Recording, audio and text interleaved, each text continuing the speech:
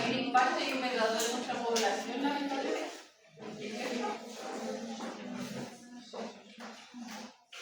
Entonces, ¿qué hay que tener en consideración para el cáncer de colorectal? Obviamente los hábitos son parte importante, y eso también lo hemos hablado antes.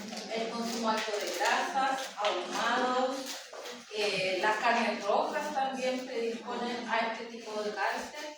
No olvidar también el componente hereditario, porque también tiene lo mismo del que hemos hablado del BRCA2.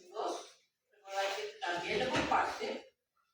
Por ende, si ustedes lo ven, el de mama, el de colon, el de ovario, ya tenemos, no es común que tenemos el mismo gen. Si se junta, tenemos el riesgo de presentar también otros tipos de cáncer.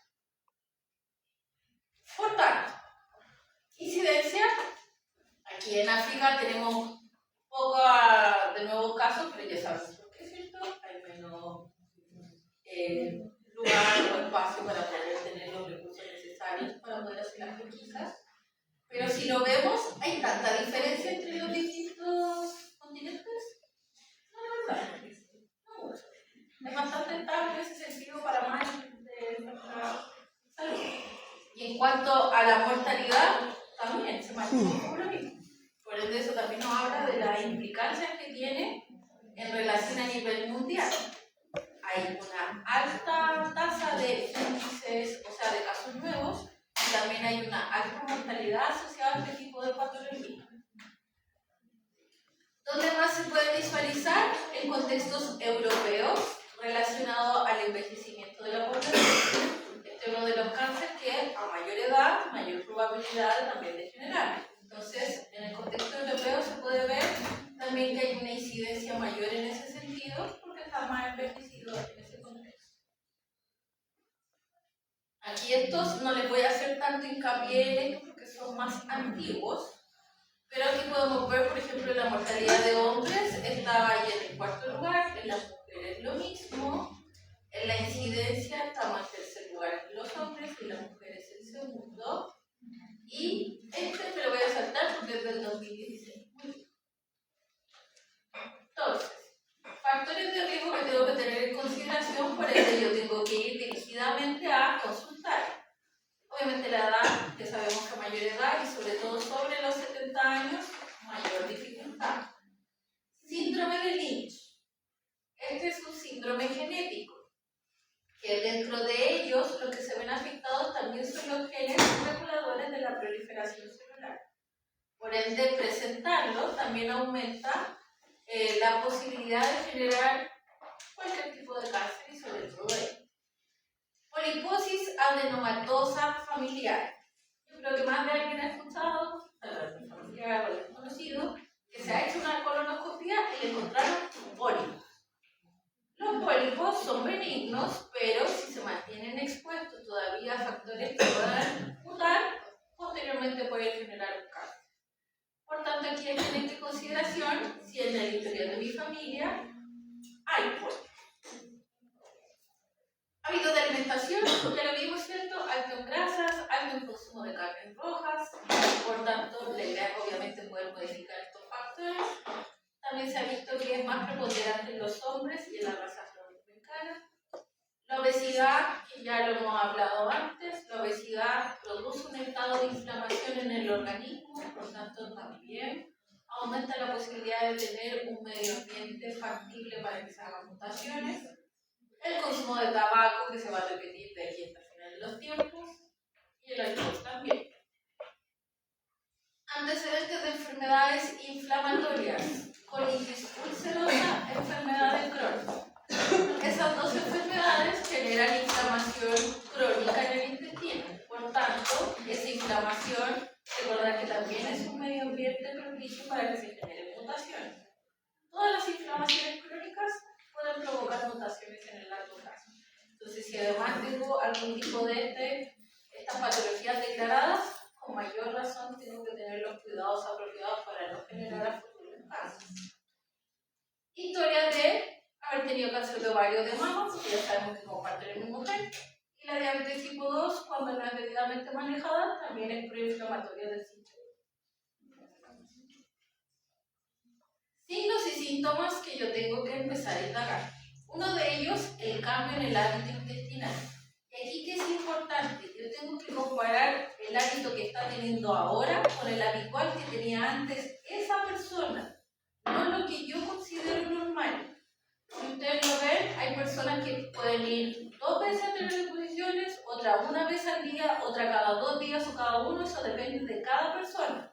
Por ende, primero tengo que consultar cuál era su patrón habitual y después desde ese comparar con lo actual. ¿Sí? Importantísimo saber en consideración: rectorragia, melena, hematoquesia. Debo indagar los dirigidos. ¿Cuál es la diferencia entre esos 3 conceptos? ¿O qué es cada uno?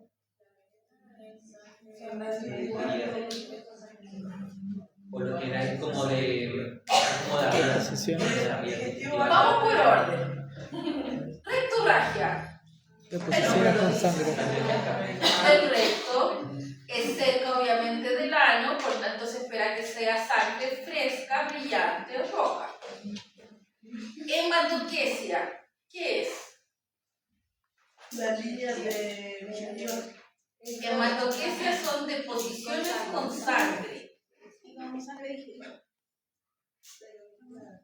Deposiciones con sangre. La rectorragia es sangrado del recto. No necesariamente lo estoy diciendo que lo veo con deposición. Melena, característica.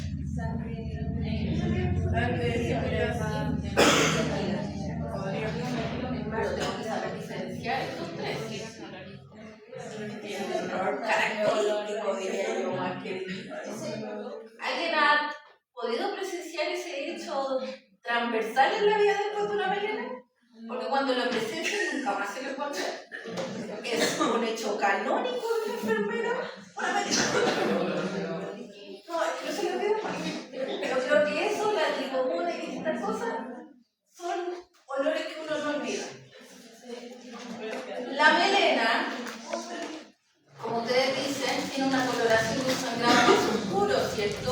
Y eso va en relación a que el sistema digestivo alto es el que está sangrando, y obviamente al ir en el transcurso del intestino, uno se está degradando, se está descomponiendo también. Y por eso tiene ese olor tan característico, porque es sangre que está en proceso de descomposición. Porque cuando uno come no va instantáneamente al baño. Entonces con esto es lo mismo. O sea que pasa por todo el proceso del intestino hasta que se puede expulsar. Por tanto, hubo coagulación, hubo degradación de esa sangre, y eso hace que sea tan oscuro y con un olor tan característico. De verdad, cuando lo vivan, no se van a olvidar nunca más de seguro. Porque queda aquí. Uno después ya no tiene dudas lo que es una melena. Entonces, sí o sí, para esta situación y esta patología, tengo que tener muy claro y hacer las consultas precisas por si ha presentado hematoquesia, rectorragia o melena. Y lo mismo que yo puedo observar en el caso de que sea una persona hospitalizada. Masa abdominal palpable, obviamente eso ya habla de un proceso más avanzado en ese sentido de la patología, porque quiere decir con un examen físico, una palpación profunda, yo lo puedo sentir.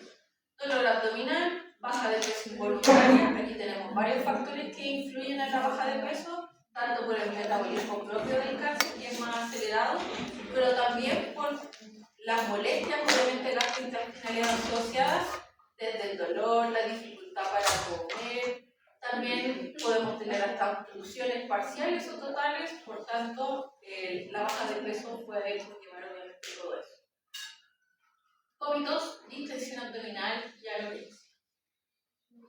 Diagnósticos, aquí sí tenemos obviamente la colonoscopía, ¿cierto? Ya sabemos que es la introducción del instrumental y dependiendo obviamente de la lesión se podrá retirar en ese momento si es pequeña, pero si es de mayor envergadura va a requerir un proceso quirúrgico posterior. Obviamente va a depender del contexto. Pero sí la colonoscopía va a permitir tomar el tejido suficiente para poder hacer una biopsia. ¿Qué otros exámenes se tienen que realizar? Hemograma, porque en general estas lesiones son sangrantes y empiezan a sangrar antes de que uno las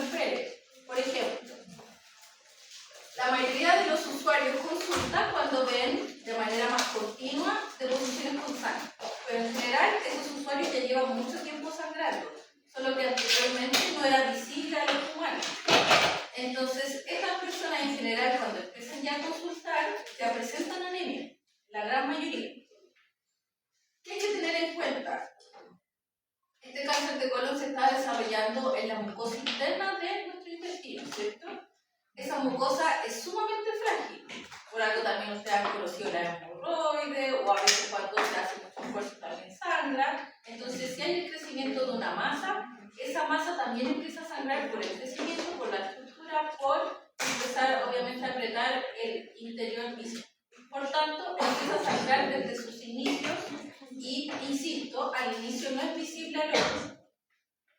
Deshidrogenasa láctica porque es parte obviamente del daño tisular inespecífico, pero también nos da señales en ese sentido. Y lo otro importante a tener en cuenta son las pruebas hepáticas.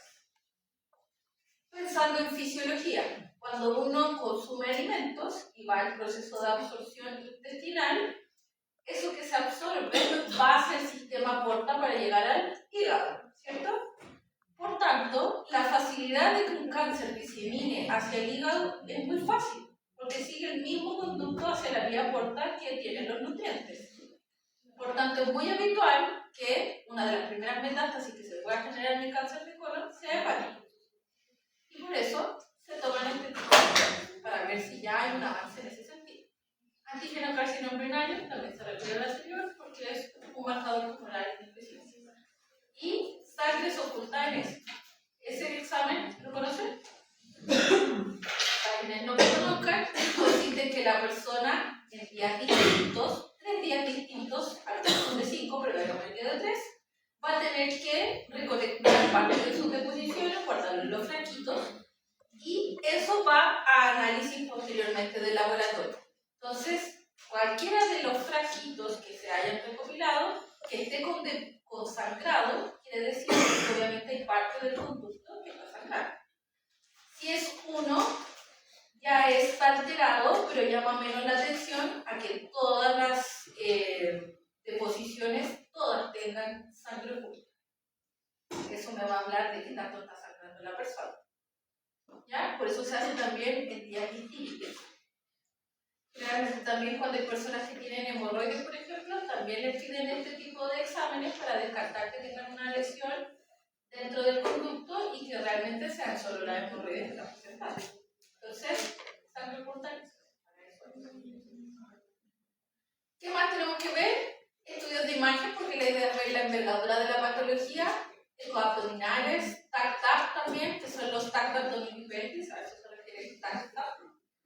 Resonancias magnéticas y evaluación ginecológica, considerando también que la estructura está muy cercana. Tanto lo urinario como lo ginecológico está ahí mismo. Por tanto, también es parte de lo que tenemos que ver si es que ya está con infiltraciones o no. Y dependiendo de los exámenes anteriores, se tendrá que ver cuál es el proceso posterior para el tratamiento. Dependiendo de la envergadura que tenga, va a ser el tipo de cirugía que esa persona requiera. Puede ser desde una polipectomía, o sea, sacar un pólipo, o desde colectomía, o sea, sacar porciones del intestino.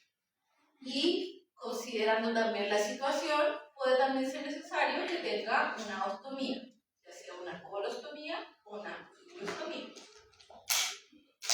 En el proceso quirúrgico, por lo que se ha visto también en parte del desarrollo de investigativo según la evidencia, se recomienda que en el proceso de cirugía de colon se resequen o se extraigan al menos 12 ganglios. Y eso es alto en nuestra consideración. Pero ¿qué nos dice eso para analizarlo más allá? Habla de lo mucho o de lo fácil que es que se disemina a través de los ganglios. Por algo es un corte tan extenso.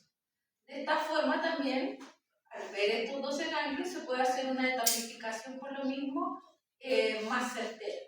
¿Qué tan avanzado está? ¿Qué tan extenso está? Lo otro importante es que las quimioterapias inician posterior o idealmente entre la tercera y la cuarta semana postquirúrgica. ¿Y en qué va relacionar eso? Por la gran envergadura que tiene la cirugía del colon. Tienen que pensar que es una cirugía altamente invasiva, es una cirugía compleja y grande, Por ende va a haber envergaduras tanto renales como hepáticas posteriores a la cirugía. Y se tiene que esperar que este usuario esté en una mejor condición para afrontar la terapia posterior. Si se hiciera inmediatamente y ya tengo, por ejemplo, recargado el riñón y además yo le pongo medicamentos quimioterapéuticos, podría generar un daño permanente en el riñón. Entonces, para en esa relación también el que se tenga que postergar hasta la tercera y cuarta semana. Y la radioterapia, como les comenté, en abdomen no es lo ideal por el riesgo que conlleva, por tanto se deja específicamente para cuando es más localizado en el recto. Para el resto no se utiliza por la envergadura que podría tener en el resto de los órganos. Aquí para que lo revisen posteriormente, sale obviamente el nombre del tipo de la cirugía dependiendo de la zona donde se tenga que extraer, si es embolectomía, izquierda derecha, si es embolectomía, depende obviamente de la zona o extracción del intestino grueso que se tenga que resecar. Y algo que me detengo un poco más, dependiendo obviamente de la envergadura del avance de este cáncer, y si va a requerir esa persona tener una ostomía, ¿cierto? Le llamamos así que la ostomía va a ser esta conexión del órgano con el exterior de manera directa. Hay dos opciones en este sentido. Puede tener una ostomía temporal o una ostomía permanente. Una ostomía temporal va a ser para, por ejemplo, así para que nos veamos un poco más fácil con la imagen. Aquí habla más de una permanente, pero si se tuviera que extraer esta parte y se hace una ostomía en esta zona, es para que esta parte que se operó se pueda cicatrizar de la manera más oportuna. Porque tienen que considerar que se va a extraer una porción del colon y se van a unir los extremos en una anastomosis. ¿Sí? Ese proceso tiene que cicatrizar. Si yo dejo que eso, por ejemplo, siga en su conducto normal, esa cicatriz va a quedar expuesta a las deposiciones. ¿Eso va a favorecer el proceso? No. Entonces, en ese sentido, se puede hacer una ostomía temporal en espera de que la anastomosis cicatrice de buena forma y que no haya filtraciones por el proceso quirúrgico en sí. Una vez que pasa todo ese proceso, puede tener una segunda cirugía para restablecer el tránsito y que ya no tenga la ostomía. En el otro caso, que sea permanente, va a ser cuando este cáncer esté más desarrollado en la parte más distal del colon o del intestino grueso. ¿A qué me refiero? Cuando ya está más cercano a la zona del recto, por ejemplo, y que también incluye los esfínteres. Por ende, ya no va a tener un control y su opción más viable es tener una ostomía permanente. Entonces, depende obviamente del proceso y de qué tan avanzado y en qué lugar esté esta situación. ¿Qué hay que tener también en cuenta? Que podemos tener dos tipos principales, ileostomía y colostomía. ¿Cuál es el que está más arriba del otro? Ileostomía. Por ende, ¿qué características tendrá un contenido con el otro? La ileostomía es más líquida y también es más ácida, porque tiene también más secreciones que las provenientes del contexto oral. Y la colostomía son deposiciones que son con más consistencia y en general también ya ocurrió parte de la absorción del agua. Entonces, en ese sentido también son menos ácidos. ¿Por qué es importante para nosotros tener en cuenta? Porque eso también tiene distintas implicancias según la zona en donde esté.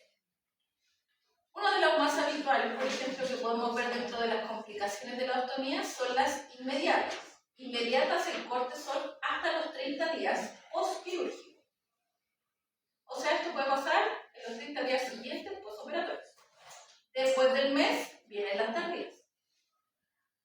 En las inmediatas, o sea, en los primeros 30 días, podemos tener edema, podemos tener isquemia de esa zona, podemos tener necrosis de esa zona, podemos tener una infección porque es una herida operatoria, podemos tener una dehiscencia de la herida operatoria, que eso sería obviamente muy complejo porque tienes que pensar que va a ser la apertura y además va a estar expuesto a las deposiciones, por ende el riesgo de infección es súper alto. Entonces, la dehiscencia hay que tener mucho ojo en ese sentido. También podemos tener tener evisceraciones, o sea que las vísceras o partes del intestino salgan o protruyan de manera importante a través del estómago. Eso también es un riesgo porque ¿qué puede pasar en eso? Obviamente por la parte quirúrgica y porque también la musculatura abdominal tampoco es capaz de contener. Entonces, son condiciones que uno tiene que tener en consideración dentro de los primeros 30 días de esa persona. Posterior a los 30 días tenemos estenosis, o sea que hay un estrechamiento en ese sentido. Podemos tener hernias, prolapsos. Los prolapsos generalmente es cortito en relación como a la primera porción del intestino que viene inmediatamente del estómago. Y recidivas tumorales, pensando en que, por ejemplo, se haya hecho la extracción del tumor, pero parte de lo que quedó haya podido nuevamente avanzar y no se haya retirado. Por tanto, hay un nuevo regreso del tumor en ese sentido y que podría también verse ejemplificado en esa zona. Considerar que tardío es del mes para adelante, pueden ser semanas, o sea, meses, años. Y aquí, sobre todo lo que hablábamos anteriormente de la ilio o de la colostomía, cuando tenemos ileostomía tenemos mayor probabilidad de tener dermatitis por la misma acidez y por lo líquido que es el contenido. La pared abdominal o nuestra piel abdominal no está preparada para estar en contacto con acidez y con humedad constante. Por tanto, al inicio, si no es bien manejada, es muy fácil que se haga dermatitis en la piel periostomal. Y ahí entran obviamente cuidados de enfermería full. Primero, obviamente la valoración, ¿cierto? ¿Cómo está esa piel? Si está sana o no está sana, si está eritematosa, si tiene aumento de volumen, si es que tiene continuidad de la piel, o si ya tiene pérdida de la continuidad y por ende ya tiene una lesión que hay que curar. Por tanto, primero, valoración. Si esa piel periostomal no tiene pérdida de la continuidad de la piel, la limpieza se hace con agua y jabón, como piel normal. Pero si hay pérdida de la continuidad de la piel, hay que empezar a ver si requiere una curación simple o incluso una curación avanzada. ¿Qué más tenemos como modo de protector? Los protectores cutáneos. Yo creo que han escuchado mucho de fábulos, hiperoxigenados, etc. Por ende, la idea es que se ocupen protectores cutáneos en esta zona por el alto riesgo que tienen de generar dermatitis. ¿Qué más tenemos que tener en cuenta? El uso debido del dispositivo. El dispositivo hay de distintos tipos, depende obviamente de los costos asociados. Hay algunos que son con placa y después se inserta la bolsa y hay otros que tienen todo unido. Eso depende del costo y del material que pueda tener tanto la institución como la persona. Pero que es importante, uno cuando ve la placa, que es lo que va a ir directo a la piel y al estómago, tiene que hacer bien el cálculo de la circunferencia que se va a tener que recortar para que quede del tamaño apropiado del estómago de esa persona. Si queda muy apretado, le puedo generar yo una estenosis, le puedo generar yo una isquemia, y si eso se persiste, puedo yo generarle una necrosis. Si es muy amplia la abertura, va a haber parte de la piel que va a quedar expuesta a los ácidos, por ende, mayor probabilidad de tener dermatitis y después lesiones o úlceras asociadas a esto. ¿Y cuál es el tema importante? Que lo más probable es que esta persona sea temporal o, sobre todo, si es permanente, hay que educarla para el manejo de esto. Esa persona se va a tener que hacer tan especialista como nosotros para poder manejar y no tener complicaciones. Sobre todo los permanentes, para estar toda su vida por el manejo de la bolsa. Por tanto, hay que enseñarle cómo hacer todo el recorte, cómo calcularlo, cómo insertarlo, cómo hacer los recambios, cómo hacer el cuidado de la piel, cuándo son signos y síntomas de alerta que tengan que consultar o cuáles son las medidas a realizar. Por eso ahí nuestro rol en las ostomías es fundamental. ¿Sí? ¿Qué más hay que tener en cuenta en relación a la ostomía? Obviamente, esa persona post cirugía con ostomía ya no puede tener la misma alimentación que antes. Algo que también es importante, por ejemplo, de mencionar es evitar, por ejemplo, los alimentos que producen muchos gases. Ahora esta persona, si no maneja bien los alimentos o los gases, su bolsa se va a inflar. Y cuando es mucho la fermentación o los gases que puede tener, la bolsa se puede hasta romper. Y eso implica obviamente todo lo asociado a las moléculas que lleva que va a quedar todo después. ¿Qué más hay que tener obviamente en consideración? El contexto también emocional de esa persona, sobre todo cuando es permanente. Verse al o visualizarse con este cambio para toda la vida es difícil. No solo en el ámbito clínico, tienen que pensar que en algún momento esa persona tiene que volver, ojalá si se recupera, a su ámbito de vida cotidiana. O sea que va a tener que ir a trabajar con la bolsa, llevar sus implementos sin que necesite algún recambio. También otro aspecto en cuanto más a lo personal. Se ha visto, por ejemplo, en últimos estudios que también se está albergando el tema de pareja. Estas personas, muchos de ellos, después tienen inconvenientes, por ejemplo, para tener encuentros o sexuales con sus parejas por vergüenza, porque va a tener una bolsa que si yo me muevo se mueve, una bolsa que la gran mayoría es transparente para poder visualizar el sitio del estómago, por ende se visualiza la reposición. Y eso a la persona obviamente le cambia para toda la vida, tiene un componente emocional. Entonces puede también generar, obviamente, trastornos a nivel familiar o de pareja. Entonces eso hay que visualizarlo también en ese sentido.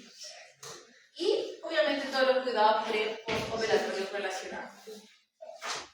Después, ya viendo de lo quirúrgico, tenemos el esquema más típico que es para el cáncer de colon, que es el FOLFOX, que son 6 ciclos cada 28 días. Como ya vimos antes, se tiene que cumplir la secuencia completa para que se tenga el ciclo. Tenemos como 0, o sea, antes de la quimioterapia, la metoclopramida y la domperidona. Posteriormente, la leucoporina. La leucoporina es vitamina B9 activa y, como es vitamina, obviamente no afecta directamente al tumor, pero sí que hace esto, aumenta la efectividad del fluorouracilo, y ese sí es un quimioterapeuta. Entonces, por eso va 2 horas antes de la administración del principal quimioterapéutico de este esquema. El oxaliplatino, de la familia de los platinos, ya como les dije anteriormente, es uno de los que causa más RAM. Y aquí hay una RAM importante en este medicamento, causa neuropatía periférica. Yo creo que han escuchado a varias personas de contexto que han estado en quimioterapia que dicen que se les adormecen las extremidades, o que tienen prurito, o que les duelen. Este medicamento es uno de los principales que lo causa. Adormecido, prurito constante, puede ser punzazos, depende de la envergadura de la mano. ¿Y eso queda rápido? No, pero no se pasa. Va a estar durante todo el proceso del ciclo presentado. Yo conozco a una persona que aún ya lo operaron, ya terminó todo el proceso y dice que todavía siente los pies, sobre todo, porque está pensando en plumas. Uno tiene que pensar que causa un daño neuropático. Entonces, no va a ser de la misma intensidad que cuando fue en el proceso de quimio, pero sí va a haber una afectación. El tema es que eso va a disminuir y a algunas personas se les va a desaparecer, pero no se mantiene de la misma intensidad que cuando estaban los signos. Pero es una neuropatía, tienen que pensar como la diabetes, por ejemplo, neuropatía periférica. Aquí hay neuropatía periférica, pero por un medicamento. Es importante tener en cuenta, eso sí, la neuropatía periférica en este medicamento se exacerba con el frío. Por ende, una persona que está en un ambiente frío y que está en este proceso, incluso porque tome agua fría, se le va a exacerbar. Si está en un medio ambiente frío, se le va a exacerbar. Entonces, ahí es muy importante y por eso yo creo que también han visto muchos, o imágenes, o películas, etcétera, que les ponen o los tapan. Para que estén frío. Entonces, hay que tener eso en consideración con este medicamento y este medicamento se utiliza mucho. Y el fluorouracilo, ese también lo vimos la semana pasada, que era un antimetabólico. O sea, que interviene la duplicación del ADN y por ende no va a haber duplicación de la célula. ¿Sí? 3 de 5.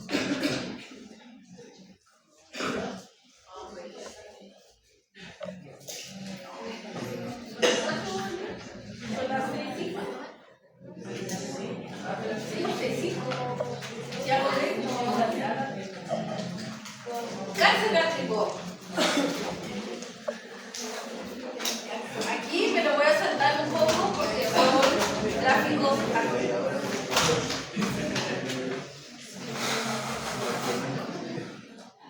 ¿Qué es importante aquí? ¿Cuál? ¿No me tiene que ver con eso?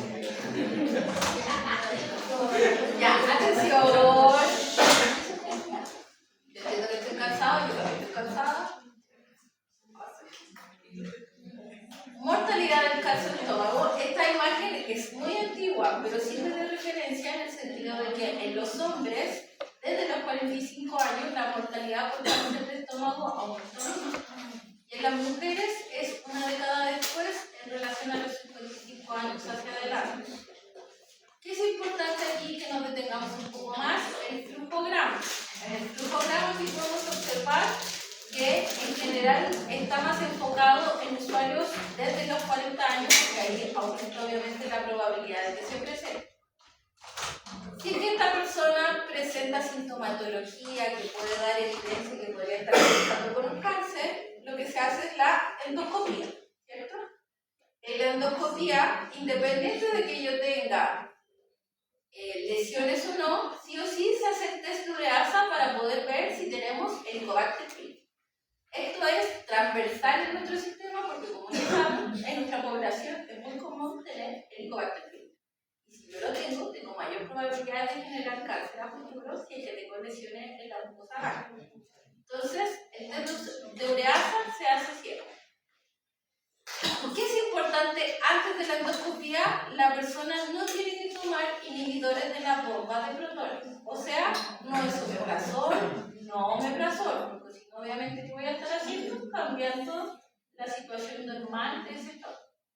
Y también, no antes tener que tomar como de medida preventiva o profiláctica antibióticos como para manejo de Helicobacter pylori. Lo correcto es que se haga después del diagnóstico con el test de ureasa.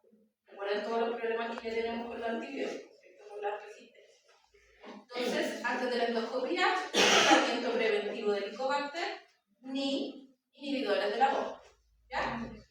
La endoscopía, entonces, si vemos que no hay lesiones de ureasa, si sale positivo Helicobacter, se tendrá que posteriormente hacer el tratamiento preerradical.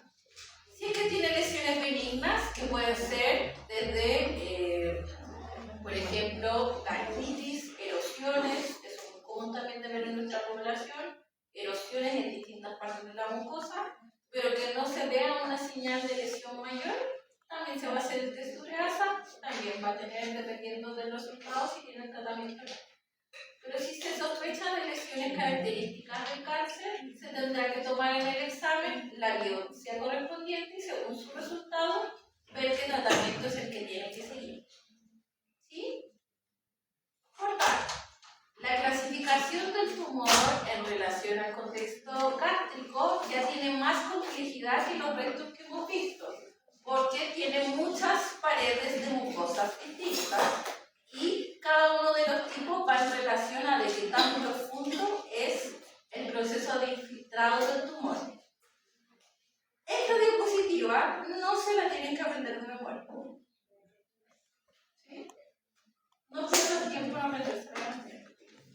Sí tener en consideración que obviamente a mayor número, mayor infiltración, más capas del estómago están involucradas y que a nivel del 4 ya se ve que hay ramificaciones hacia las estructuras cercanas como las vísceras que están aledañas, peritoneo o ganglios que estén cercanos. Sí hay que estudiar esto. La clasificación específica en relación a un contexto de cáncer gástrico más avanzado, que es clasificación de Goldman. Aquí tenemos estos 5 tipos, pero los 4 son como los más vigentes que podemos ver. El primero, que pueden ver la imagen, es este bulto prominente que se puede observar. Cuando avanza este cáncer, se empieza a infiltrar en las paredes del estómago y por ende se ve una lesión como cavitada, pero en que yo todavía puedo definir los bordes. Cuando está en el tipo 3, esta úlcera ya está más infiltrada en las paredes, por ende los bordes ya no son tan delimitados como antes, ya se empieza a difuminar. Y en el 4 ya está difuminado. No puedo delimitar los bordes de la lesión. Más adelante también vamos a ver unas imágenes que sirven para poder revisar. Factores de riesgo, tabaquismo, se repite. Alimentos ahumados, recordar que todo lo ahumado estuvo expuesto al humo y eso obviamente tiene factores radicales que pueden obviamente alterar y generar mutaciones. El tocino, para los que les guste, los modelos principales también. Antecedentes de cáncer gástrico, si ya tuve cáncer gástrico, puedo tener recidiva, al igual que el cáncer de colon.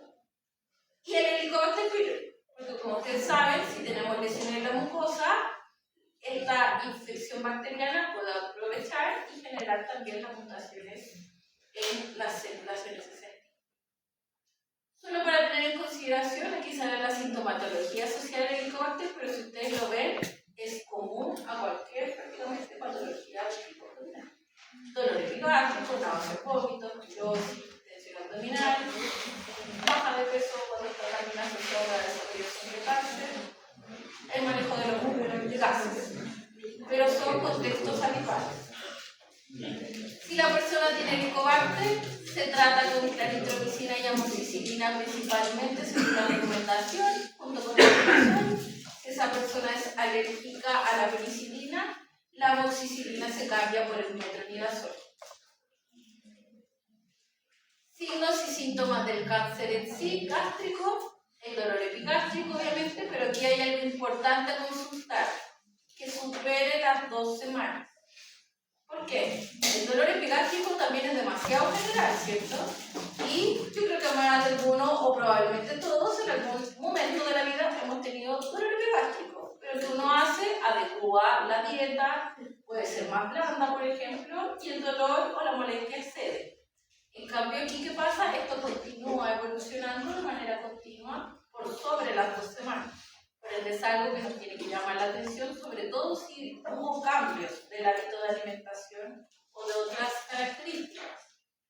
La pirosis, con o sin distensión abdominal, náuseas y vómitos que se repiten en todo lo abdominal, anemia y disfagia, la anemia porque las lesiones del cáncer gástrico, al igual que el anterior, estas lesiones generan un sangrado por las heridas que se generan en la lesión misma. Por tanto, empieza la persona a sangrar y al inicio no es visible al ojo y posteriormente lo que más probable vamos a encontrar es porque parece que es del sistema digestivo alto. Pérdida de peso en relación obviamente al aumento metabólico y también por las dificultades de alimentación asociadas, recordando que tenemos obviamente dolor, pirosis, náuseas. Y sensación de plenitud gástrica, eso va sobre todo cuando ya está más avanzado el cáncer, porque si es una masa de un volumen importante, ocupa capacidad gástrica. Por tanto, da la sensación de que está satisfecho con mayor anterioridad de lo que era antes. ¿Cómo se hace el diagnóstico? Ya lo vimos con la endoscopía. También se pueden hacer imágenes complementarias como la ecotomografía abdominal o el TAC-TAC. Recordar que el TAC-TAC es de abdomen y pelvis. La laparoscopía también sirve obviamente para indagar si es que ya está diseminado hacia otras estructuras aledañas. Y la endosonografía endoscópica es la endoscopía y ecotomografía en conjunto. Pero obviamente es más complejo. Y aquí, para visualizar el Foreman, que es el que yo les comenté que sí hay que revisar. En el Foreman tipo 1, si se acuerdan, hay una protuberancia. Ahí en la imagen se puede visualizar esta masa. En el tipo 2 ya hay una ulceración, pero si ustedes ven, yo puedo hacer el bordeo o la delimitación del borde que tiene esa lesión. Tipo 3 ya empieza la infiltración, por ende no puedo hacer un demarcado como en el anterior. Pueden ver ahí que se pierden los bordes por la infiltración en las distintas camas del estómago. Entonces, cuando ya se tiene la endoscopía, se tiene que visualizar si requiere tratamiento quirúrgico o no. Dependiendo de las circunstancias, puede requerir gastrectomía parcial o radical, o sea, extraer todo el estómago. La radioterapia, como ya sabemos, no es de las primeras opciones por ser la zona abdominal, pero en caso que se requiera, se ocupa una radiación más baja, que son los 45 grays, de manera fraccionada, para que de esta forma no tenga tanto impacto en la zona abdominal. Quimioterapia, se repiten medicamentos, fluoruracilo, cisplatino, los taxanos, se repiten. Y aquí me detengo un poco más en la quimioterapia intraperitoneal. La quimioterapia intraperitoneal se realiza en el momento intraoperatorio. Cuando se está expuesto toda la cavidad, se coloca el líquido que viene con la quimioterapia en la zona de la cavidad y eso se tiene que dejar unos minutos para la absorción y evaluación. Entonces, esa absorción, después de que se hace o tiene el tiempo cumplido, se tiene que hacer un lavado abdominal después de la cavidad para poder retirar todo el líquido que contenía la quimioterapia. Entonces, la quimioterapia intraperitoneal es en el proceso quirúrgico. Aquí solo de imagen de referencia, que si es total, obviamente la extracción completa, y si es una porción, va a depender obviamente de qué parte del estómago esté afectada, si es la parte antral o ventral del estómago.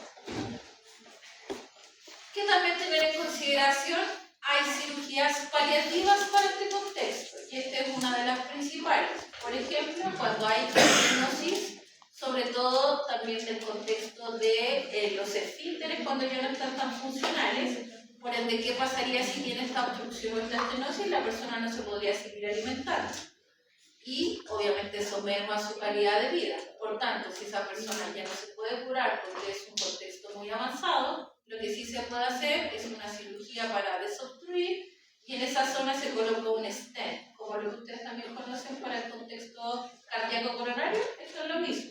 Entonces se coloca un stent en la zona donde hay una estenosis para que el tránsito digestivo pueda continuar. ¿Sí? Entonces sería más una cirugía de orden paliativo. Aquí salen las recomendaciones que dice la guía inicial para que ustedes ahí lo revisen con detenimiento en su casa. Y quimioterapias tenemos fluoruracilo, cisplatino y los taxanos. Y para que, no sé si la han visto antes, este tipo de bomba que es la CAT, es una bomba más específica que se pueden ver los 60 miligramos de manera más pequeña.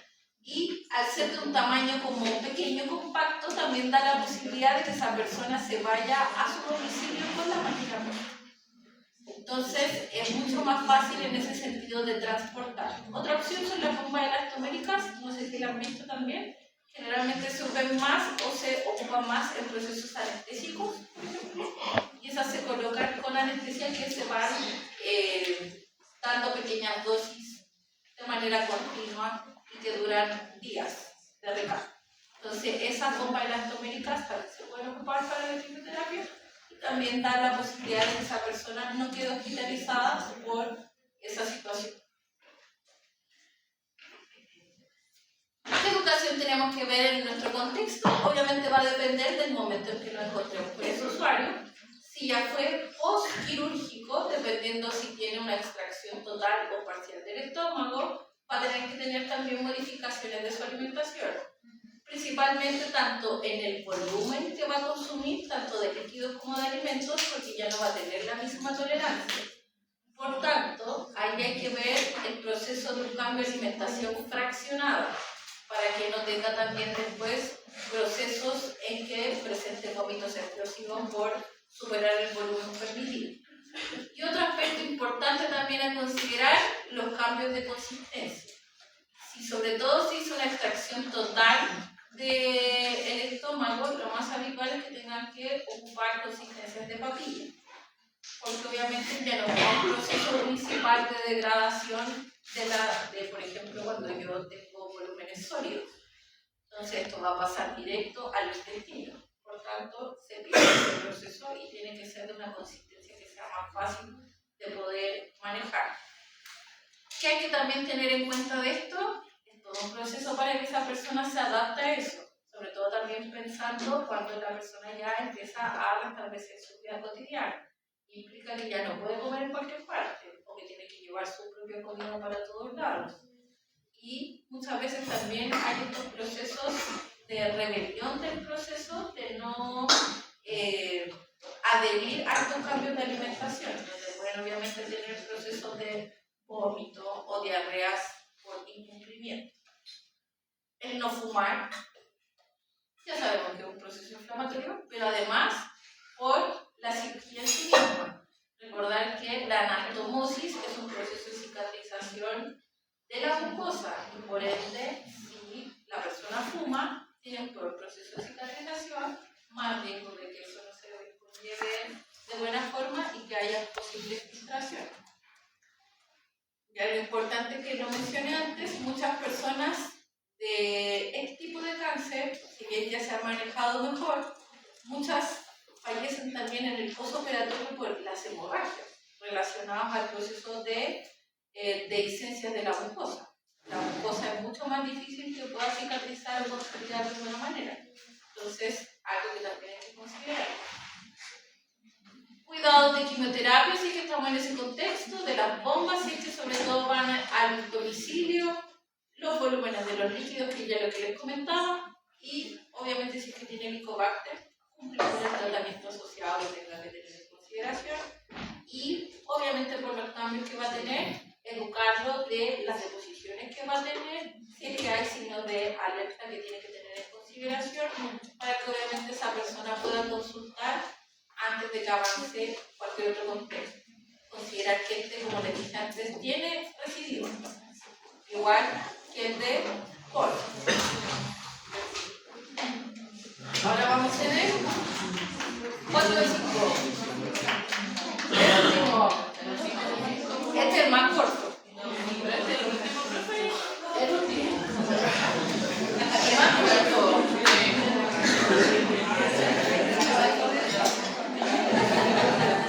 Ya. Última concentración.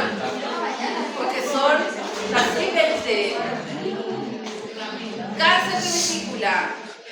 ¿Cuál es el tema con el cáncer de vesícula? Principalmente se detecta en 2 momentos. Atención. El cáncer de vesícula principalmente se detecta en 2 momentos. Uno es cuando está asociado a contextos de las vías biliares. Por ejemplo, muy habitual que esté en un proceso de manejo de cole, que se le haga también una cole y ahí se verifique que está este proceso de deformación de la estructura y por ende se extraiga. Y el otro momento, que obviamente es el peor, es que cuando ya está muy avanzado. En general, es poco cuestionado, al igual que el del ovario, de que uno tenga cáncer de vesícula. Por tanto, no es de la consulta más directa. Entonces, esos son los 2 momentos principales en que se pesquisa. Cuando va asociado a cálculos o otros procesos biliares, se pesquisa esta situación, o cuando ya está muy avanzado. Eso es lo más habitual. Aquí, solo para mencionar, las mujeres tenemos mayor probabilidad de presentarlo, de unos 3, y cuando se superan los 40 años, ese riesgo se sextuplica, 7 veces más. Muchísimo. Y después se duplica por cada 10 años. O sea, mucho riesgo. Estos son más antiguos que los anteriores, por ende, menos. Factores de riesgo. Importante a tener en consideración, como ya les dije, está muy asociado a los contextos de las vías biliares. Por tanto, la colelitiasis, sobre todo cuando son cálculos de mayor envergadura, con mayoría de 3 centímetros, también generan un mayor riesgo. Los pólipos también producen más riesgo. Vesícula de porcelana. ¿Ese lo habían escuchado? ¿No? La vesícula de porcelana va en relación a la calcificación de la misma vesícula. Como está tan expuesta de manera continua a los cálculos, empieza a absorber el calcio de los cálculos. Por tanto, se empieza a calcificar y se pone más blanquecino. Y ahí viene su nombre de vesícula de porcelana.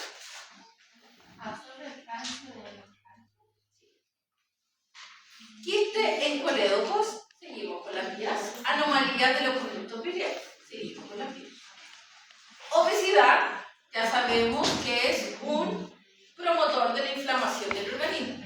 A mayor edad, mayor probabilidad, sobre todo si son mujeres, antecedentes familiares anteriores, tabaquismo se vuelve a repetir. ¿Qué es importante tener en consideración?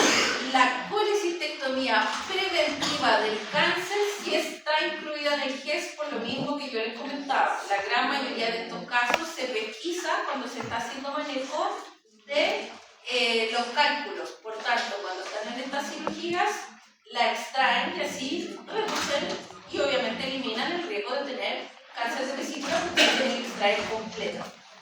Entonces, dentro de los 35 o 49 años, es parte del GES porque es donde más se ve en esta población.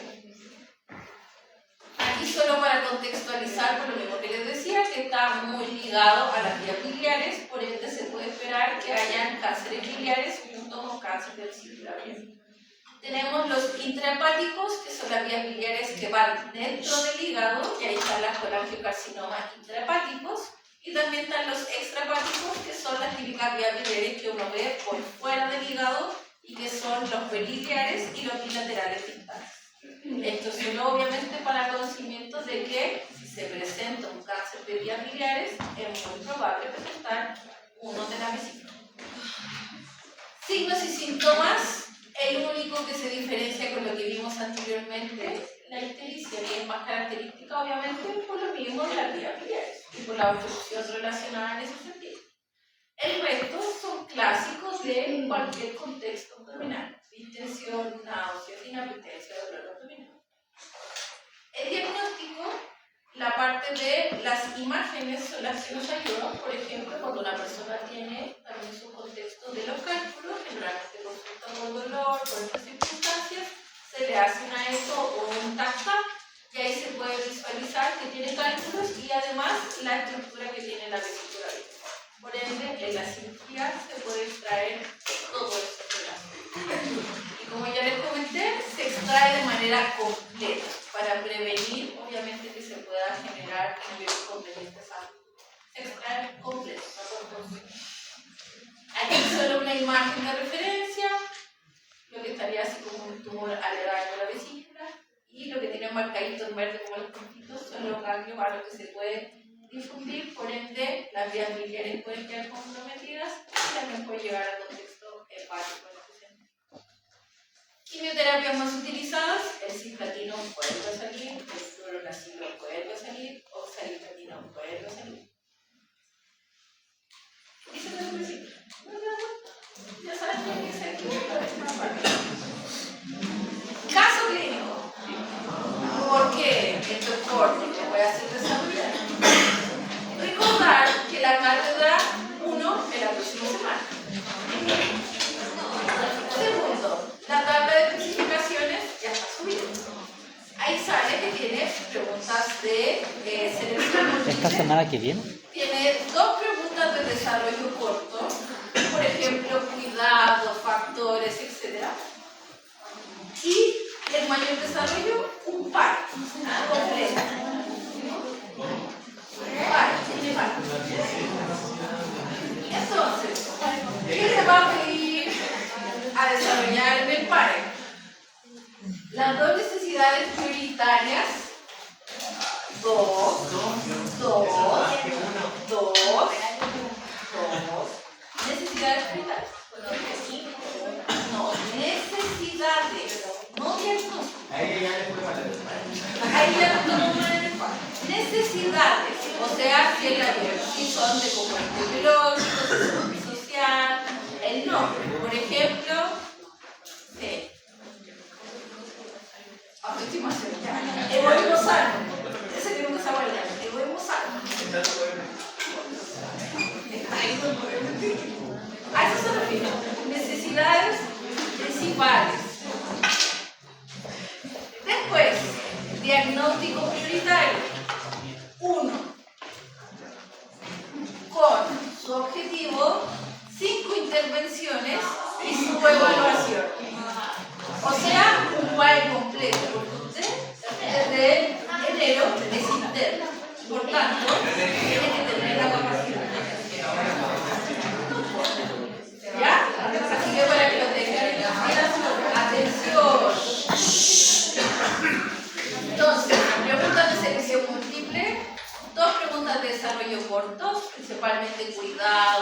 cuidados del examen, de alguna cosa, de educación, de factores.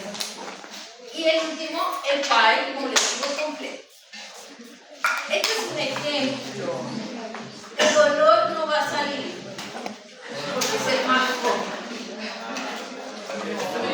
Hombre de 45 años con diagnóstico de cáncer de vesícula biliar ingresa al servicio de urgencia por dolor abdominal intenso no controlado, refiere dolor EVA 8 de 10 de carácter constante irradiado hacia zona lumbar. Presenta fases álgicas, está en posición antiálgica y presenta sudoración. Tiene de frecuencia cardíaca 116 latidos por minuto, está con una presión de 150/110, saturación de 99 ambiental y temperatura de 36. Su diagnóstico, dolor agudo relacionado con proceso neoplásico de vesícula biliar. Aquí está un tip. ¿Por qué? Porque en general el relacionado les cuesta o no saben cómo ponerlo para no poner el diagnóstico. Entonces aquí hay una idea. Proceso neoplásico de vesícula biliar. Eso podría ser un proceso neoplásico de mama, un proceso neoplásico de...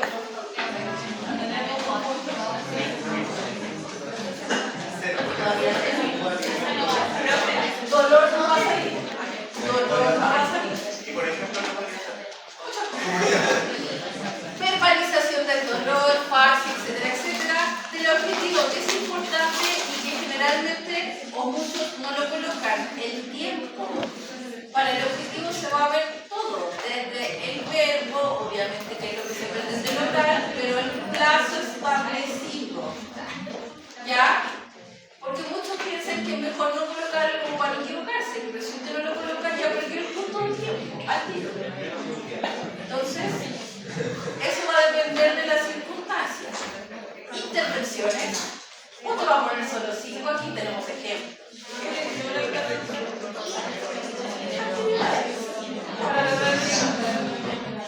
Aquí, por ejemplo, tenemos valoración del dolor y algo que siempre se le olvida con el dolor. Alicia, no olviden a Alicia, por favor, no olviden a Alicia.